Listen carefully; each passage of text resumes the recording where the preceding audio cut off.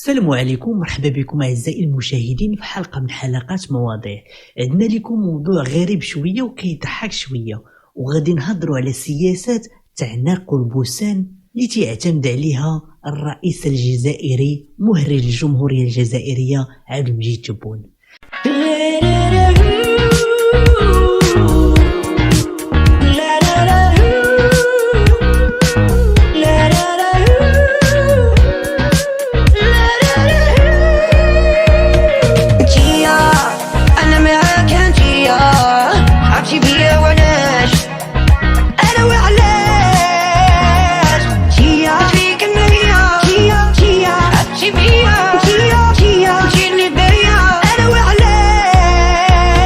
بزاف الناس كيسولوا واش هاد السياسة عندها شي فعالية حقيقية ولا مجرد استعراض لعيون الإعلام.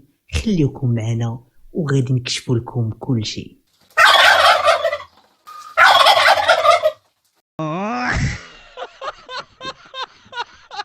سي تبون نهار غوز هذا مشعشع. مساء الخيرات، مساء النور. مثل ما هي العادة ما فيش تحفظ، ما فيش طابوهات. تفضلوا مع بعض ان شاء الله ننوروا الرأي العام. هذه هي السياسة الجديدة. اول حاجه خليونا نشرحوا لكم شنو هي هاد السياسه اللي تعتمد عليها الرئيس الجزائري عبد المجيد تبون. كيعنق بزاف رؤساء الدول وكيعطيهم القبولات، وفاش يستقبل شي شخصيه رسميه كيبين اهتمام كبير بالجانب الحميمي من العلاقات. بعض الناس كيشوفوا هاد الطريقه باش يقوي العلاقه مع شريك حياته عفوا شركاء دول اخرى، وباش يبين ان الجزائر بغات تصالح والتعاون والتفاهم مع العالم. ولكن واش هاد تعنق البوسان فعلا كيخلق شي نتائج ايجابيه في الدبلوماسيه؟ هنا تيجي الجانب المثير للجدل، واللي بزاف ديال النقاد كيهضروا على انها تصرفات ديال تبون ماشي سياسه حقيقيه وانما مجرد شو اعلامي. كاين اللي كيشوفوا ان تبون كيبغي يبين للعالم ان الجزائر عندها مكانه وقوه في الساحه الدوليه، ولكن بالعناق والتقبيل وشي مرات يوصل للطبطبه.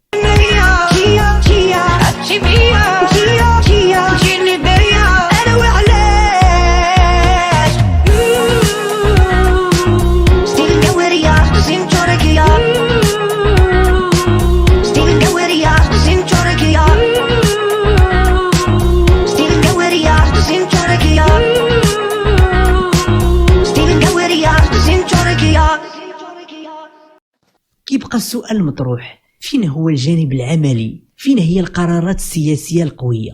النقاد كيزيدوا تيقولوا ان الدبلوماسية ماشي هي تعنق بوسان. الدبلوماسية كتطلب سياسة واضحة وقرارات استراتيجية وحلول حقيقية داخليا وخارجيا. السؤال المطروح، واش الجزائريين مع ولا ضد هاد السياسية التبونية؟ كان ما نخبيش عليك، الثقة بالنفس كانت عندي شوية ناقصة. حتى في الشعب الجزائري هاد السياسة كاين اللي كيشوفها حاجة زوينة وكيبين فيها تبون أنه رئيس عاطفي وحنين وتيتعاطف مع الشعوب الأخرى خصوصا الفرنسيين، وكاين اللي تيشوفها أن رئيس بلادهم خاصو يركز على الملفات اللي كتهم الشعب الجزائري واللي تتقدم حلول المشاكل الداخلية ديال الجزائر عوض على التركيز على القبولات والعناق.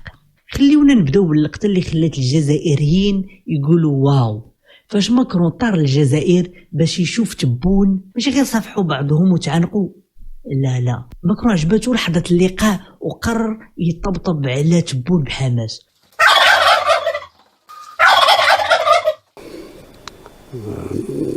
هذه هي السياسة الجديدة. سيدين راه الناس مطلعين عليك بسبب هذا المقطع هذا، واش كتفهم الخطورة؟ واش عادي هادشي هذا؟ فلسفة وتكهنات، اللي يبغيك يشوف فيها امور ايجابيه واللي يكرهك يشوف فيها امور سلبيه وخلاص. الحمد لله اللي الجزائريين بداو يرضوا ببلدهم. واش هذه سياسه جديده، دبلوماسيه جديده، ولا ان ماكرون كان تيدير تبون التنفس العميق؟